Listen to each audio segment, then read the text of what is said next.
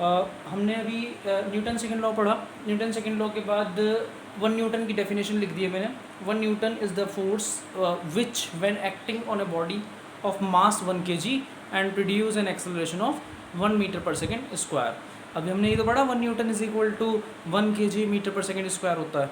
तो ये 1 न्यूटन की डेफिनेशन हो गई। कुछ एग्जाम्पल हैं, जैसे सेकेंड लॉ पे ही कैचिंग ए क्रिकेट बॉल।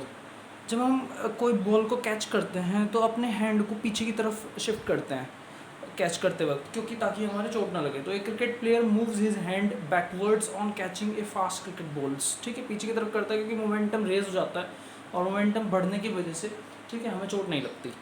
सेकेंड है केस ऑफ हायर जंपर। ऐसे सेम एथलीट है, एथलीट जब हाई जंप लेता है तो क्वेश्चंस होता है, जब वो सैंड वगैरह में आता है, रेत वगैरह में जब कूदता है तो उसको थोड़ी चोट कम लगती है। क्यों लगती है? क्योंकि मोमेंटम रेज हो जाता है, मोमेंटम कम हो जाता है। Reduce the athlete momentums. Sand जो होता है वो बहुत सॉफ्ट होता है और उसके मोमेंटम को कम कर देता है, तो इसलिए उसको चोट कम लगती है। वहीं टायर वगैरह पे कूदते हैं तो ज़्यादा चोट लगती है, ठीक है, क्योंकि वहाँ मोमेंटम ज़्यादा जनरेट हो जाता है। As it is use of seat belts in car.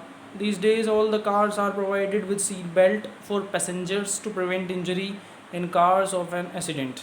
ठीक है, इसीलिए सीट बेल्ट का यूज़ करना चाहिए, क्योंकि जितना ज़्यादा मोमेंटम बनेगा उतना ज़्यादा हम आगे की तरफ शिफ्टेड हो सकते हैं, चोट लगने का डर ज़्यादा बढ़ सकता है।